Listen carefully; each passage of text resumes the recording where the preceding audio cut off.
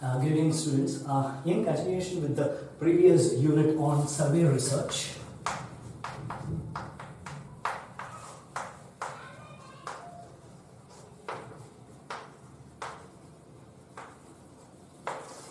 in today's class, I would like to more focus on the sampling methods.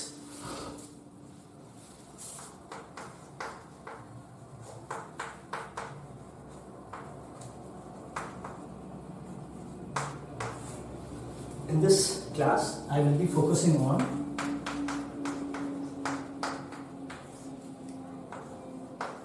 what is sampling, number one, number second, different methods of sampling. I would like to give appropriate examples wherever it requires. So let's start with, first is about the very idea of what does sampling means.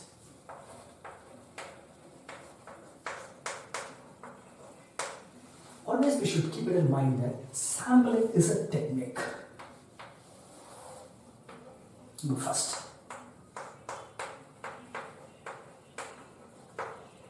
Sampling is a technique which focuses on two fundamental texts or two fundamental aspects. Number one is that it deals with the idea of selection of sample from a given population. The second is that it also helps us in arriving at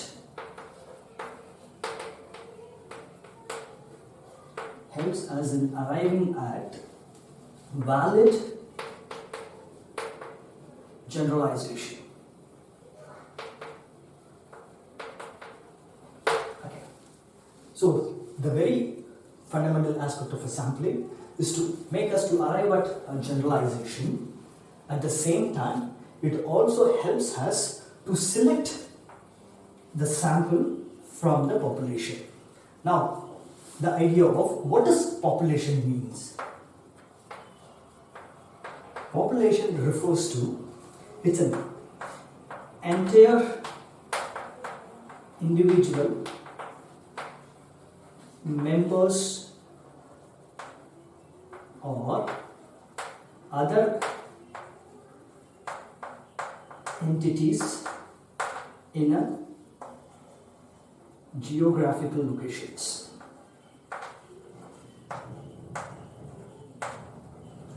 Okay, this is what the population means. But what is sample is that sample is always denotes as a subset of population.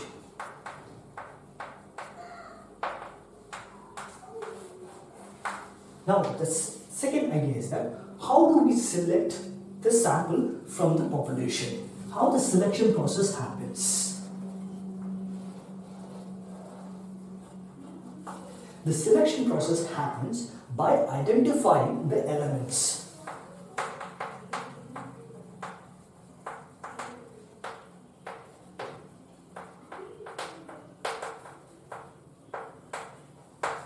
By identification of elements from the given set of a population. That means we are trying to identify certain elements from each individuals. Okay, from there we will be able to go through a kind of a selection process. The elements means it refers to a specific set of characteristics. Specific set of characteristics of a given population. So once the researcher identifies with the specific characteristics, and he will move on to the next stage on the sample selection. The first idea is that sampling frame.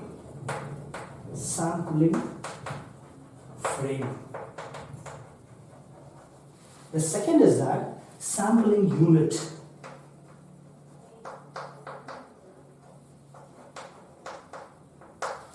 The third is that representative sample.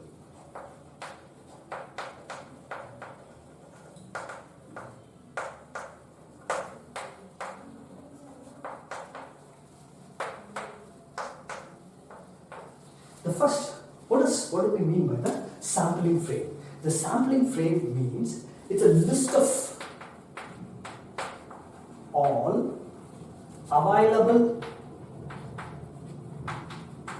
characteristics of a given population. The second is that sampling unit. Sampling unit refers to the unit listed at multi-stage of sampling. The third idea is that representative sample. The representative sample means the characteristics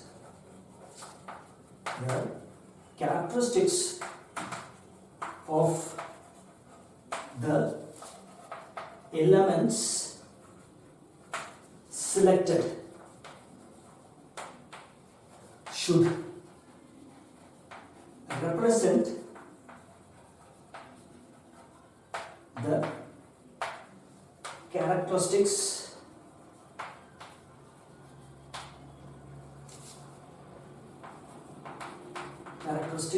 of the entire population.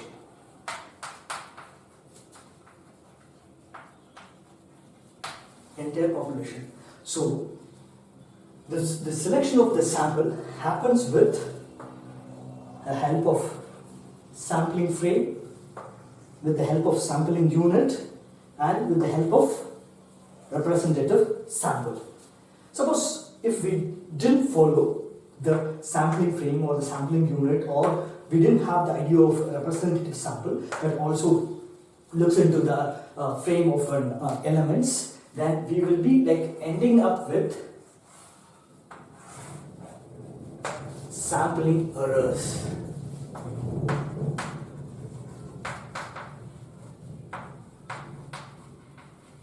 There are two factors which is responsible for the sampling errors. The first factor is that size of the population.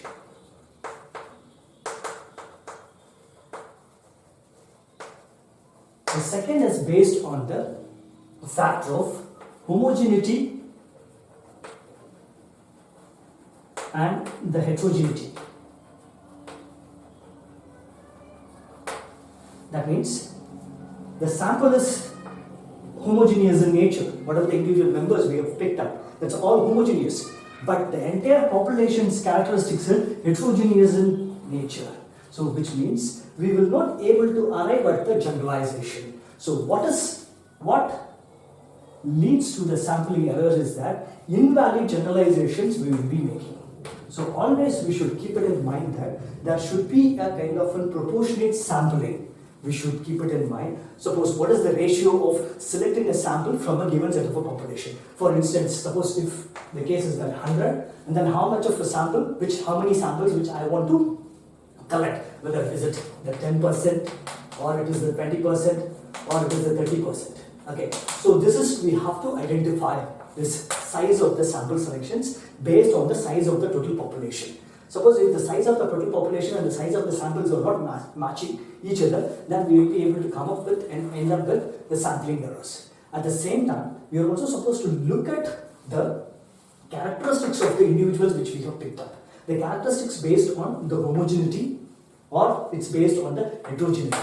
Suppose, for instance, we have selected the samples based on the homogeneous characteristics, but the given population has a heterogeneity of characteristics earlier. So there is a kind of a variations in representations. This variations leads to an invalid generalizations. At the same time, there are two aspects which we need to keep it when we are looking at the generalization. Okay, the first idea of a generalization is that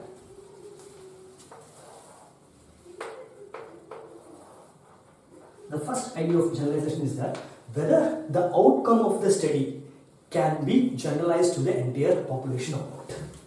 So you are trying to look at the outcome from the perspective of, from the point of view of the entire population.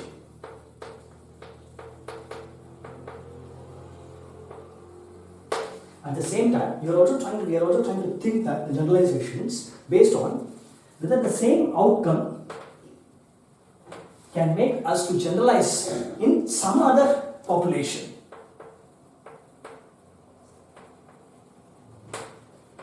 Or in some other context, whether can we have a kind of an opportunity to generalize the same outcome to another set of a population. Okay, this is we have to keep this in mind that when we arrive at the generalization process. Let me give a kind of an overall example of this. Okay, this is how this things which goes in reality. In reality, when we do the field investigation. Okay.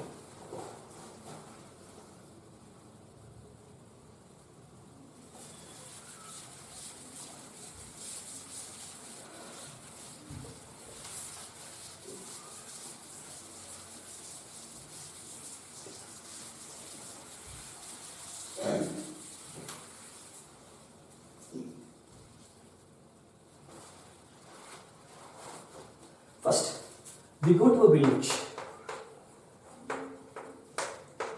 So any village, random village, which consists of 1,000 population. The size of the village is having 1,000 individuals. Out of this 1,000 individuals, I want to pick up 100 units or 100 individuals. 100 individuals for my study. Okay. For instance, for my study is that I want to equate, for instance, education qualification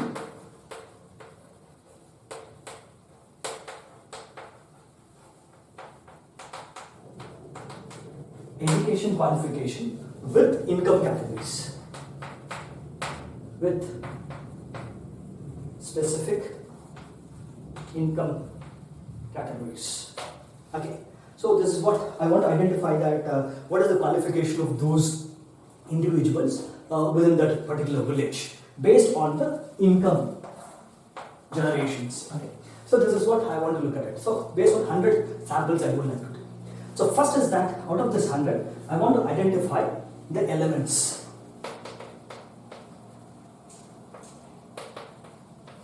Identify different set of elements for this particular study.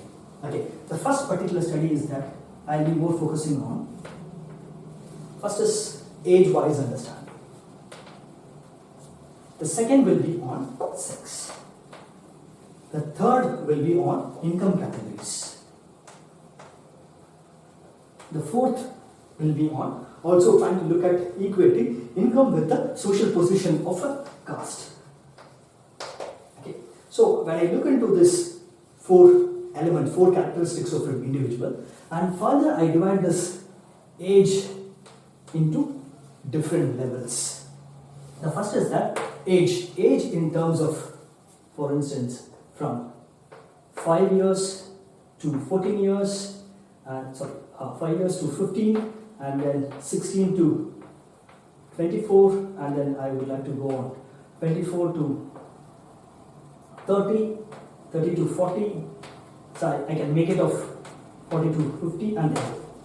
And similarly, I would like to make a kind of a different sex based on male, female. And then I'll be moving on to the income categories. Income categories from, for instance, 0 to 6,000, 6,000 to 10, and 10,000 to 20,000. So 20 to 50, 50 to 50,000 and more. Similarly, the caste in terms of simple classifications, upper caste, OBC, SC, ST categories.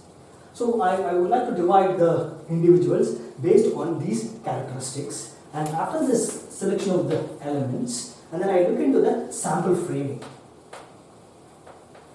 Sampling frame. The sampling frame is about, it's a list of all available characteristics.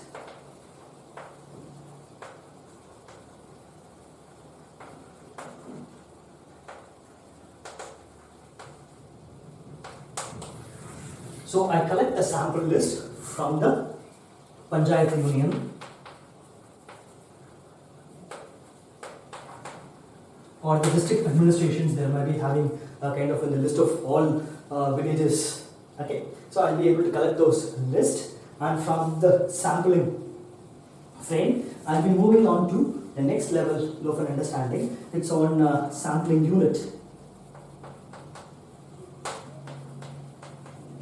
So the sampling unit is that unit listed at multi-stage sampling. So the first unit which I would like to pick up is that I would like to pick up the income categories. Different set of income categories I will be able to pick up. From the income category, then I will be moving on to the age-wise understanding. And then after age-wise understanding, I will be able to pick up, I will divide the age into two things, male, female, and then finally I'll be able to look at education qualifications.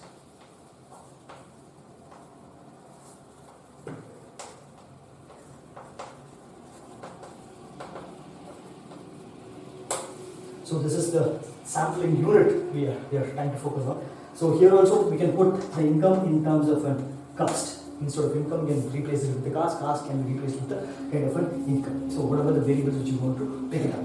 So after knowing this, and finally I'll be able to think in terms of representative sample.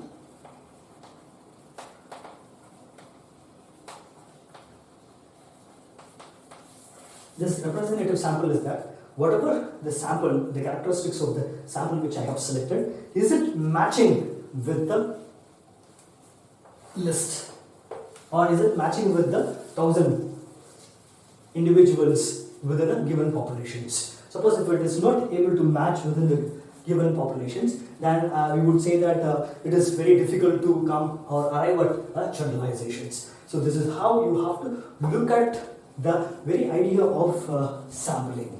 Okay, but remember this, these all are something which is a kind of an before going to the field, before getting into the field investigations, we would like to do all these aspects very systematically. We are supposed to do very systematic understanding of the village populations, and from understanding the village populations only, very systematic understanding the village population, which leads us to evolve elements, sampling frame, sampling unit, and the representative samples, whether we can check that whether it's a sample which we have selected representative of the entire populations or not. Suppose if we are following the very unsystematic, we don't have any idea on how many people are there, or how many individuals I am going to select, what kind of an elements I am going to pick it up, sampling frame, sampling unit. I don't have any idea on this. Okay, I don't have any idea on this. Then we move on to the other method of sampling. That other method of sampling is the non-probability sampling.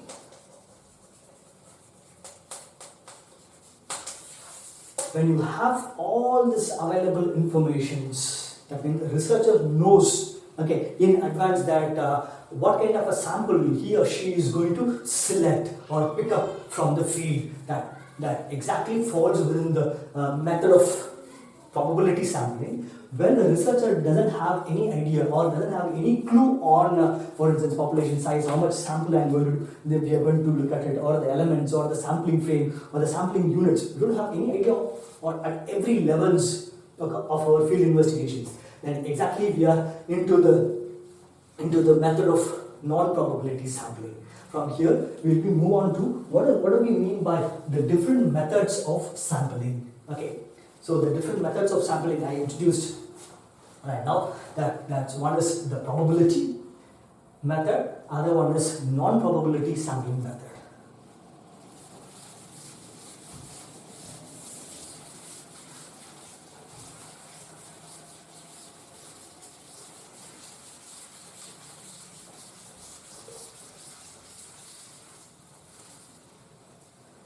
there are two methods of sampling. I write it. Two methods of sampling. One is probability sampling. The other one is non-probability sampling. With regard to the probability sampling, number one, the researcher knows well in advance regarding the sample selections. Knowing the fact of how samples are going to be selected. That means each researcher knows that how samples are going to be selected in advance. This is the first one. The second is that it is completely based on the randomness or by chance. By chance, we are going to pick up the sample. That means each case has equal chance of being selected. The third is that under the probability sampling, we have to look at two important things. One is the size. More the size, higher the chances of generalization. Similarly, this is A. More the homogeneous character, higher the chance of generalizations. These all are very, very kind of fundamental to the probability sampling. But when you come to the non-probability sampling, it is completely like knowing the fact that the researcher doesn't know, or he or she doesn't know how they are going to pick up the samples. Okay.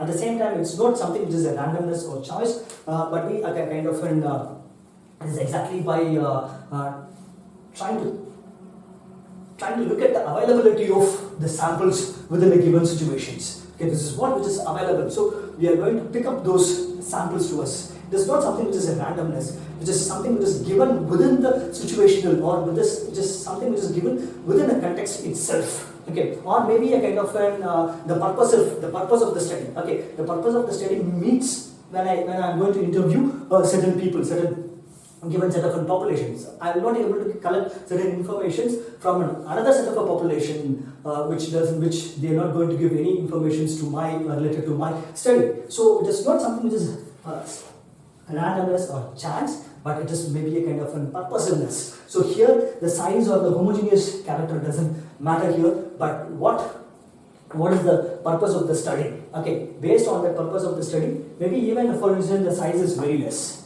Maybe I'm not able to interview, we are not able to interview 100 people, but maybe like I'm able to, as a researcher, we are able to interview at least 20 people, and those 20 people are able to give the maximum amount of information that suffice, that gives a kind of an holistic view of the object of the study. Then that's fine for us. So it's a probability sampling which helps in that.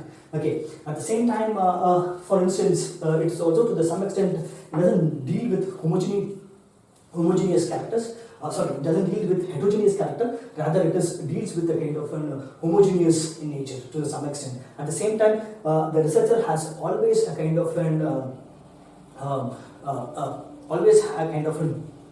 tool, or always has a kind of the chance to interview heterogeneous populations, but depends on once again it depends on the information, what kind of information he or she wants for the particular study. Okay, this is a kind of a small comparison between probability sampling as well as the non-probability sampling. So now we will be going to the different types of probability sampling. The first the type of the probability sampling is that it is a simple random sampling. First is simple random sampling. The second one is that it's a systematic random sampling.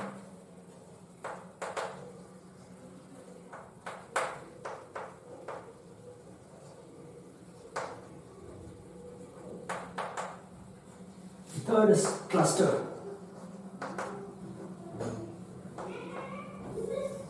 sampling. Then the fourth one is stratified random sampling.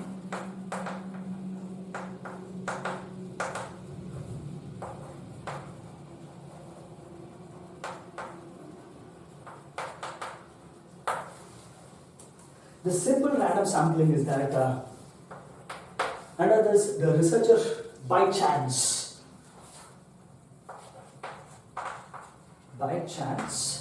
or by randomly pick up the samples.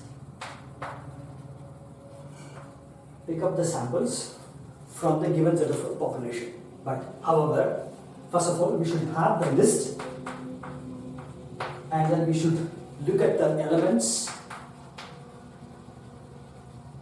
and after knowing the elements as well as the list, and we will be able to keep a simple kind of a logic behind collecting the samples. For instance, in a given village, this is a village, this is a road. Okay, so I'm going to pick up the households from 1 to 10. So randomly, for instance, I'll be able to pick up any houses from this 1 to 10. Either it will be based on the number, or maybe it's based on any locations of the within the villages. So this is what kind of a very simple random sampling. Either you follow the location based, so you divide the village into 4 parts or into 6 parts based on the locations, we are going to pick up the samples, or we will be trying to look at the numbers, have the list of numbers, and from doing the list of numbers, for instance, out of 1 to 10 households, we will be randomly picking up 3, 4, or 7, and this randomly we will be able to pick up. So this is what the simple random sampling means. But however, the systematic random sampling is that when we do this selections, what we do here is that we will be able to look at the any systematic guidelines which helps us. For instance, if I do for selecting 1 to 10, I'll be able to fix it in a pre-handed and a predetermined way that out of every 10 samples from 1 to 10, I'm going to pick up, for instance, 4th household. Okay, or I'll be able to pick up the 5th household. So from 1 to 10, the 4th, then I'll be moving on to, for instance, 4th and 5th I'm going to pick up. So when I move from 11 to 20, I'll be able to pick up, for instance, 16 and the 17. So similarly, I'll be able to systematically fix the sample. That means we'll be fixing the nth number in sample selection. But when you come to the cluster sampling, what happens here is that we don't have any, for instance, the list as well as elements. We are not able to identify the characteristics as well as we don't have a list, but we are only having a kind of an probability of looking at the geographical locations. So based on the geographical locations in a village or in a locality, so we divide the population based on the segregations. So the clusters, these are the segregations based on the clusters. So within the cluster, we will be randomly picking up the samples. For instance, in the case of COVID-19, exactly this is what the sampling which happens. They don't have, for instance, the list of people who are affected by a particular disease at a particular point of a time. So even they don't have any elements, any specific characteristics they don't have. So what they do is that they take a kind of a locality. Okay. So when they pick up the locality, they divide the locality based on the different set of clusters. So when they make a different set of clusters, so by dividing this into different set of clusters, and they'll be able to pick up each individuals from a given populations, each sample from a given populations. But this is something, the cluster sampling is something different from the stratified random sampling. The stratified random sampling here is that we divide the entire population into different strata. Different strata. For example, I would like to give from my MPhil dissertation. So in my MPhil dissertation, I want to understand how IT firms innovate new product or process software. So this is what my the object of this study. So how IT firms are able to come up with new product and process softwares. So what I did was that I want to pick up the for instance, to pick up the samples from within the firm. So I have selected two different firms on this. Two different set of firms. One firm is a large-scale firm. The other firm is a kind of a very small-scale firm, which consists of 50 to 60 employees. But when you come to a kind of a large-scale firm, it was more than 1,000 employees. So for me, the sample selection was very easy with a small-scale firm compared to the large-scale firm. So what I did was that to divide this, to understand this population, to collect the samples from this 1,000 population, I divided the entire firm into different strata. The first level of the strata is that software engineers.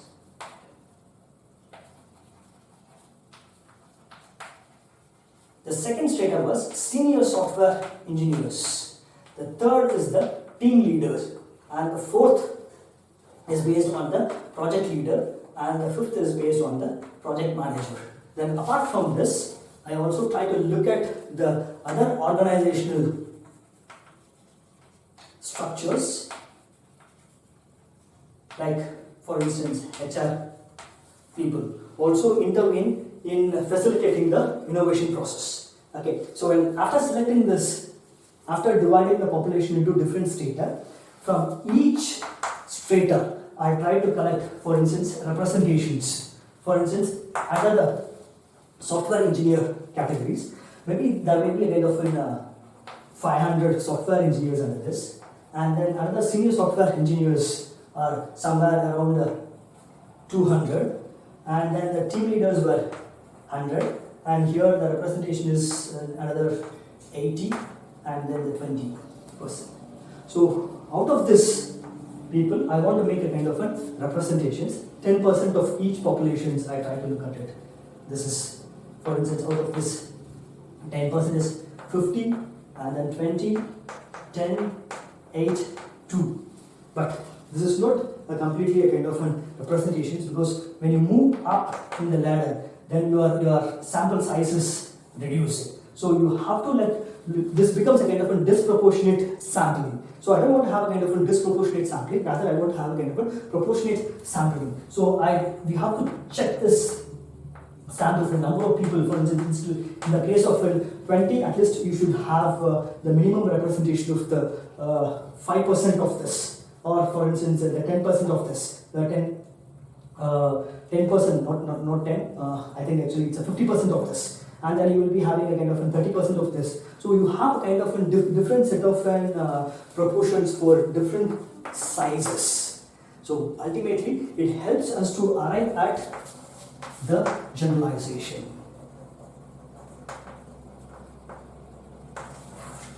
Okay, this is absolutely like part of an understanding of an probability sampling.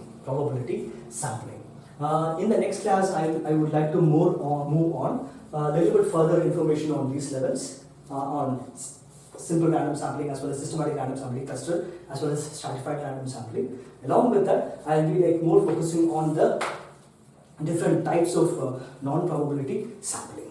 Okay, thank you.